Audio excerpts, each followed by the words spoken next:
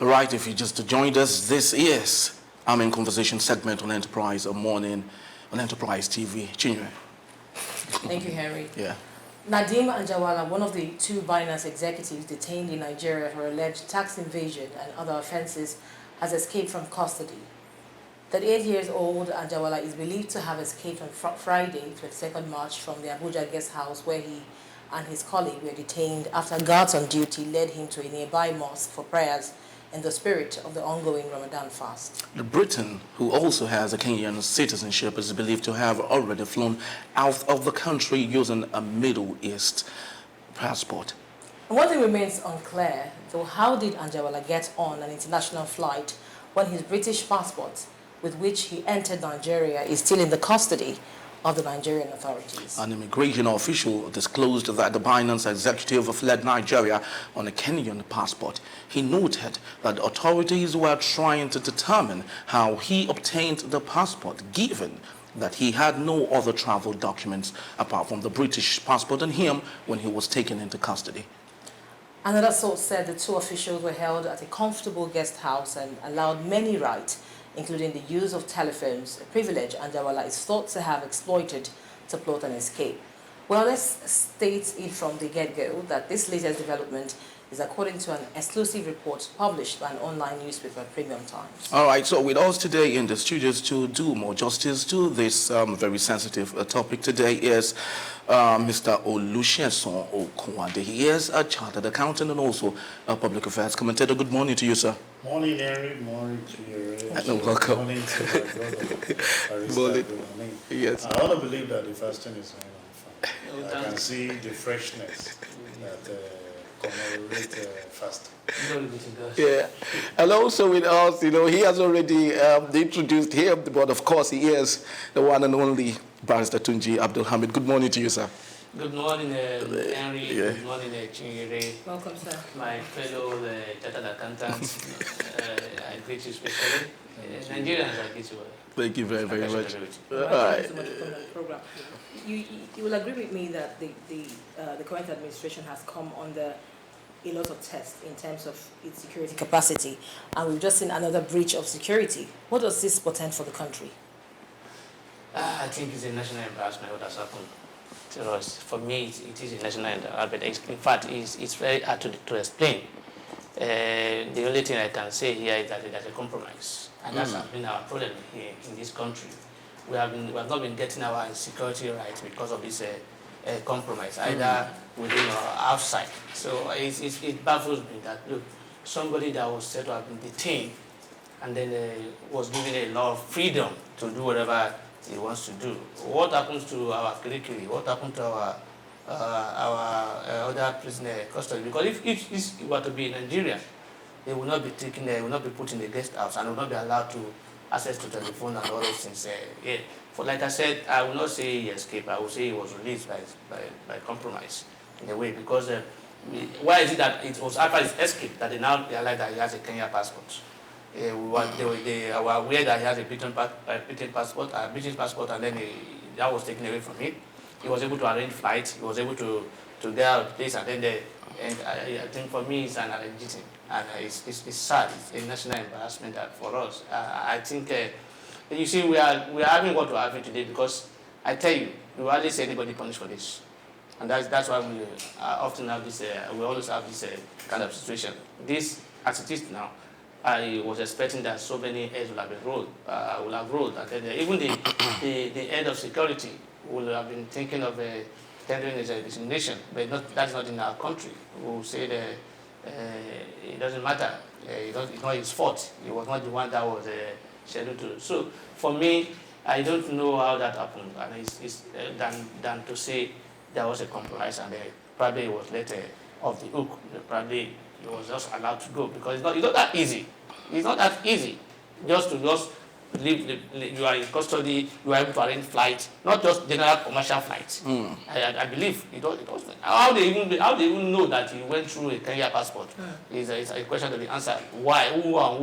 Who did he discuss with to tell them that, look, that I traveled through this route through using a Kenyan passport? I don't know. Even if you have a Kenyan passport, does that mean it now goes, what happened at our airport? Where, so many questions to be answered in this regard. For me, it's a national embarrassment. It is a national embarrassment. It's a clue to the fact that, look, we don't have a secure security in our country. All right, so before we move on to the next question, I think it's very important we note here that the man in question actually traveled via a Middle Eastern airline and not a passport. I think that is straight. Now, let's go to you, Mr. Esheson. At a point where our security architecture is being, of course, currently going through a very big lot. And right now we're having this sort of what Nigerians would call an embarrassment to the nation state. The question is, what do you think the international community should be looking at, especially when they talk about and they ever imagine Nigeria? Thank you very much, Henry. You see, fundamentally we must understand one thing. In as much as you try to impress anyone, if you don't set the foundation right, it's not going to get anywhere. We have said it times with that number. Our data gathering process is zero. There used to be, you see, we work in silos in this country. Every ministry operates on their own.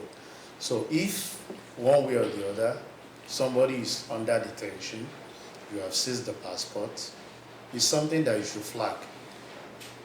First and foremost, it should be flagged. That when you even get to the airport, everybody knows that this person, what are you doing here? You are not supposed to be here. So for the person to have booked, so the question I want to ask, and my friend said, because several questions is, the Kenya passport, is it a different name from his own name? Exactly. Because if you have the same name, you should have flagged it that this person in question is under government surveillance, and every ASNA will be high up there in such a way that once you see the name, booking a ticket, you fly. You flag it and everybody gets to know. So it's to tell you that the foundation of getting our security rights rides on proper data gathering. You must have the data and not just have it alone. The ones we have in silo, do you know the number of people that warehouse my data is data? You have international passport, you have driver's license, you have name, you have BVN, you have the one you've registered with your bank, so on. Have we been able to synergize all these things together in such a way that when there is an issue and you flag, you see, there are things for us in the corporate world.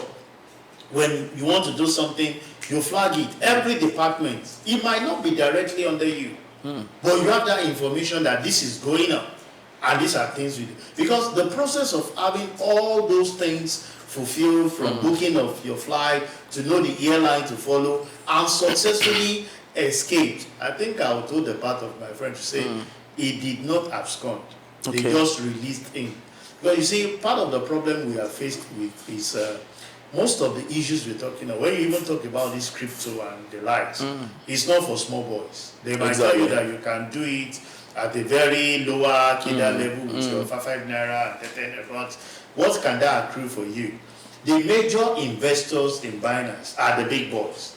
And who are we talking about here when you talk about the big boys in Nigeria? The big boys, you and I know that. You know, we have two classes. You used to have three before now. The elites, the middle class, but now we have the elites, the poor, and the poorer of the poor. So those are the classes that we are. So when and the vulnerables. So when I talk of the big boys, you and I know who they are. So they are the major investor, and keeping the guy might lead to exposure of certain things that might create problems. And that's why most of the time I keep saying that our data gathering process is really faulty, because there is no cohesion, we are not annexing it together. It will baffle you that you go for maybe international passport, and they are asking you details that they can be provided with NIN. Exactly. And certain questions with the so I think the government with this that has happened is a national embarrassment, we all know. But it's a lesson, I will put it that way, to see what can we do right, what can we get right. But talking about information gathering and all that, but you would testify, at least you've been to the international terminal, either Terminal 1 or Terminal 2 of the Murtala Mohammed International Airport, and where you see, realistically, you see custom officers, immigration officers, asking for stipends, asking people to give them money. Now, how do you think, even with all the information gathering that we have, when realistically we've seen things happening that's wrong in the airport there, how do you think it would work on well, even with all of the information gathering that we have? Very simple. Is it not information that you are aware of that you will act on? The immigration officer that are at the airport, are they aware that somebody is being flagged? You see, we've gotten to the level that this thing that we have in our hands can do a lot of things. When you have access, those people on duty, there is a system that will tell you that this person in question.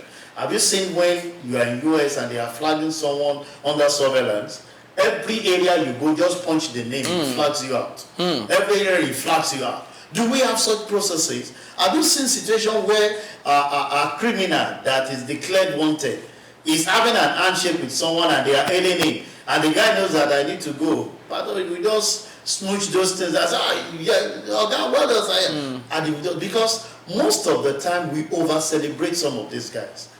I've had issues to see the way and manner we overrate some of these foreigners in our father's land, even over we the citizens. The way and manner law enforcement agencies, several agencies overrate them. Once the color is really not bad, it's beyond what you and I, they are ready to step on the toes of their fellow brother for that foreigner. And that's where it starts from.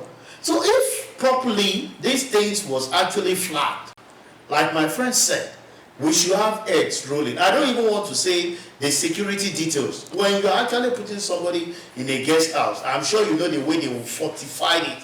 If it's indeed we are serious with it, that it will be difficult for pin or even flies to move out of that area. So you move from that place, a vehicle carried in from the guest house to the airport. It checked in. And with the Nigerian that I know, you don't get to the airport and they will say your flight is ready, you move immediately. That's if they don't delay it. Somebody was crying on the air when she traveled to Dubai. She missed her connecting flight. True. Because of the lapses that we have from our own country.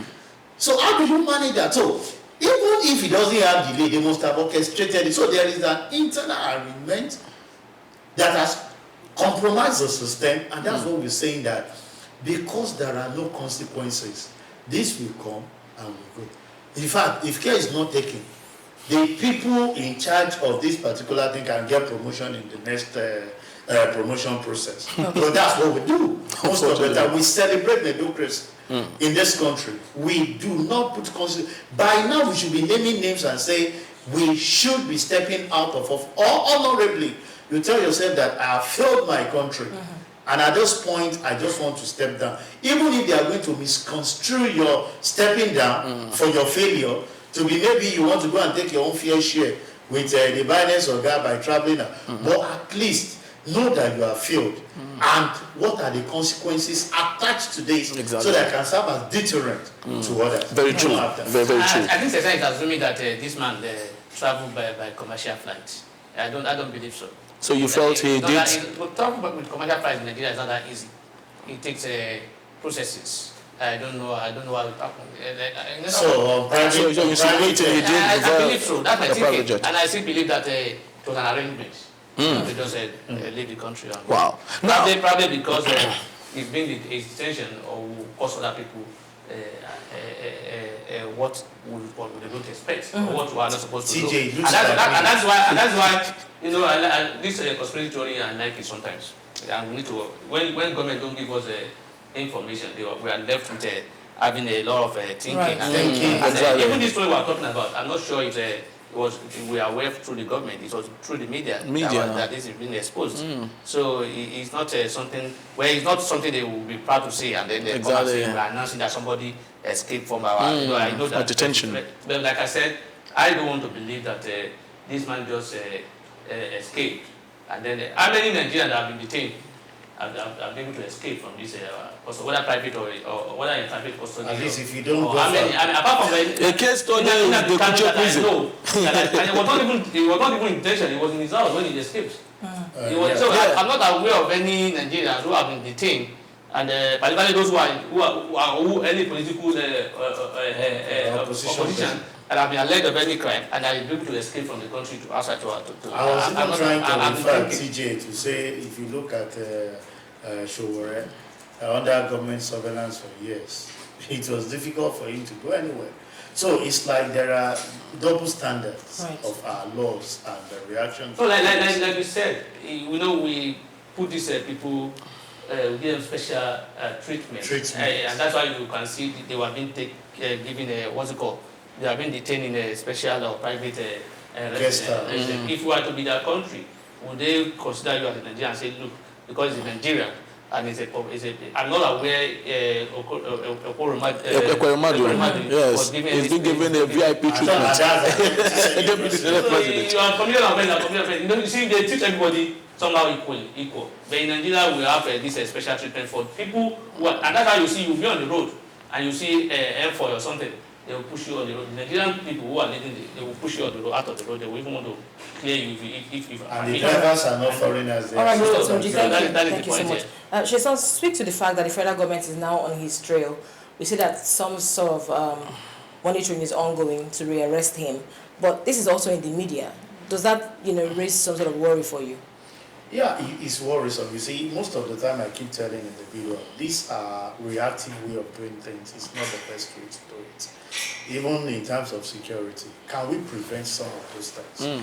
Just yesterday, I heard the the governor of Kaduna State celebrating the release of the people. And I asked myself, do you know that you need to take these children through a therapeutic session because it's a psychological trauma? Exactly. Just taking you out, even as old as we are, if you take us off our comfort zone and come back, if you have an armed robber visiting your house one night, at night, you won't want to stay alone in the house. Very true. You just hear a pin drops, you'll be scared as an elderly person. So what becomes of children in a formative state? So can we avert it rather than coming to celebrate that we've had a release of some of these people? Because the trauma can never, if you are able to manage out of those 130 or 200 that you are talking about, if you are able to manage 60%, 40 are going to live with that stigma of seeing 5 bite men coming, and they are scared as if they want to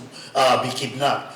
Can we go and take steps for preventing some of these things? So now we want to monitor. I see it as an avenue of wasting taxpayers' money. And what do I mean? These are things that you should have prevented from happening.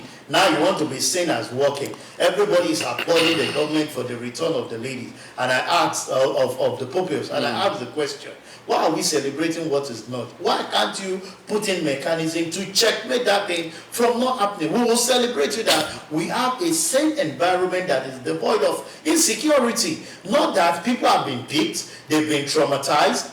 Remember that some of the people that the Chipo are still there, reproducing after several years. So for me, we should be more proactive in curbing some of these menace. Now you want to trail, you want to monitor. I can tell you with the Interpol and arrangement that they will get him back. That one is fine. But it's not going to be for free. That is if they will get him back. That is if it was not arranged by even by those people. Yes, because maybe they just have to say let's pick our home. Yeah, because then they will go. Yes, and let me also say something. Okay. Please, that people are not applauding the government. They are just happy that the children are back. Not that they were saying they've done a good job. There are a lot of questions being asked by people, by Nigerians. So clapping is not for the good job they have done. It's not for it's not for that. Because for me, I don't even believe that anybody was rescued. I don't believe that as well. So that's me. I don't believe. I think at this point it is very important for us to equally note that in Nigeria, the last time a kidnapping like this happened was in the 80s when Umar Duku was helped out of the country by the Mossad. And the question is, do you think this is a similar incident? like in Nigeria, just like Barrister Tunji did say? Is it possible that there could be external factors that are helping in making this possible? Of course, whether there is external, there is internal collaboration. So external will not work without having the internal remain perfected. You know, in my dialect, they will tell you that if the internal people do not compromise the system, the external will find it difficult to penetrate their scheme. So, you see, they are keeping us in bay. I must say that, in the sense that most people have seen us through to, like, in Nigeria, anything can happen. And we need to start redefining that scope. We need to start redefining it. At times when I see the way our security operatives accord so much respect to these foreigners in our land against their own fellow brother, I ask myself, it's because you've not had opportunity to travel out of this country. If you had opportunity to travel out of this country, when you see a foreigner, you respect your citizen more than them, even if they are bringing the investment into your country. Because the question I will always ask some of them, if your country is better, why do you choose to come here? True. Some of them are not even having the kind of life they are living here, where they are coming from. But we overrate them. All because somebody feels that $1 is about 1,500. So if I do a $10,000, he has not spent anything. It has not moved an inch from. Even $100 is nothing to him. But to me, as a Nigerian, it's a big deal. So we must start reorientating the minds of average citizens.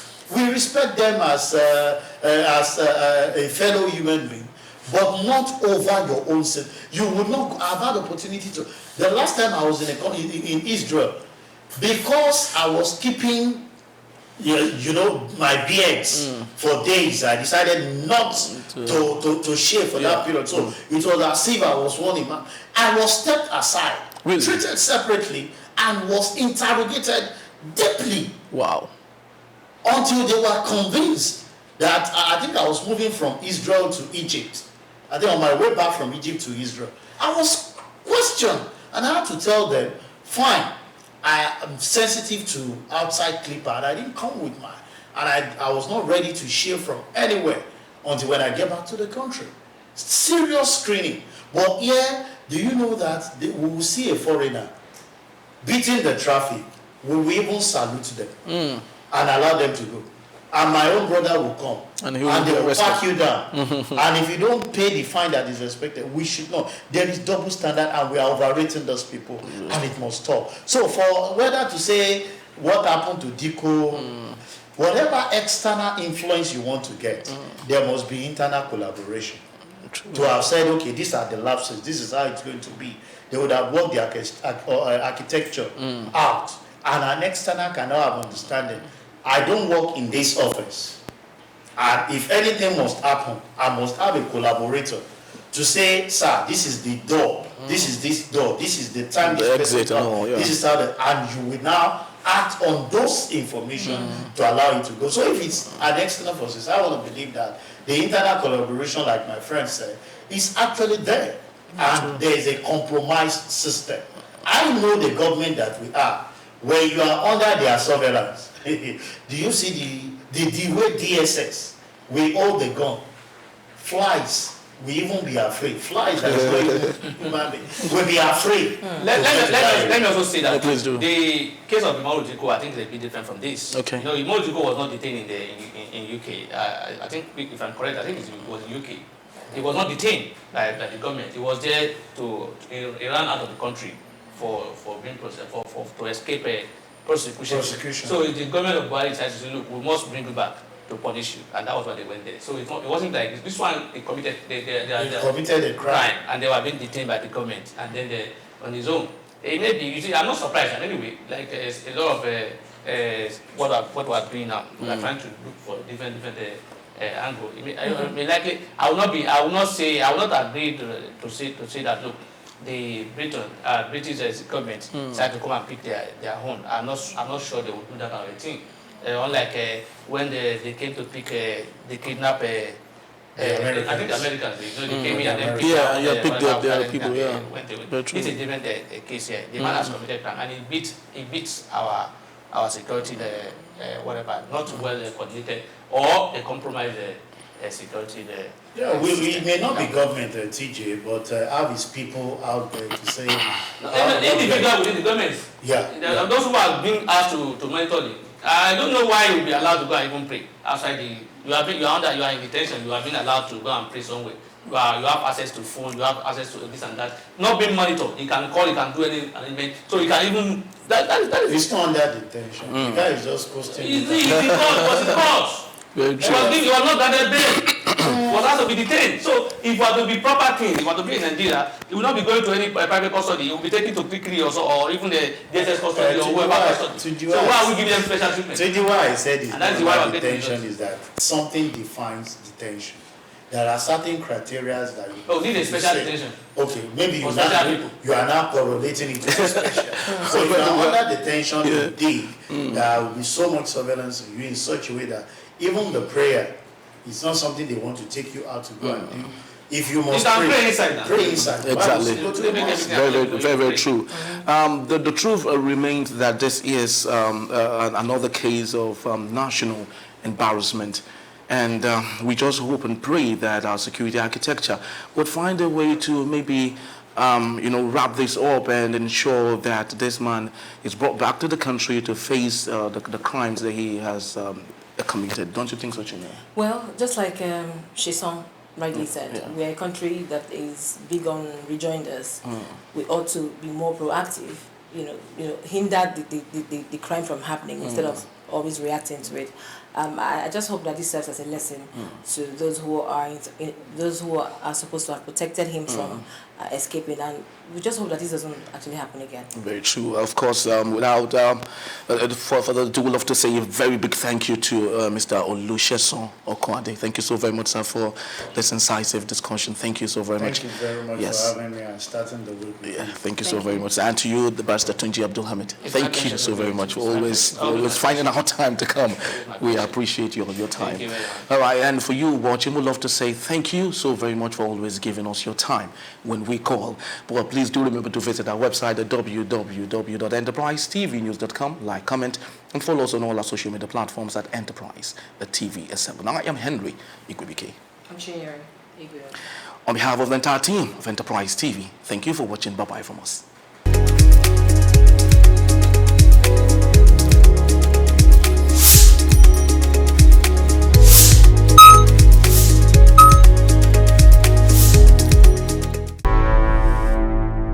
Enterprise TV, a tradition of truth.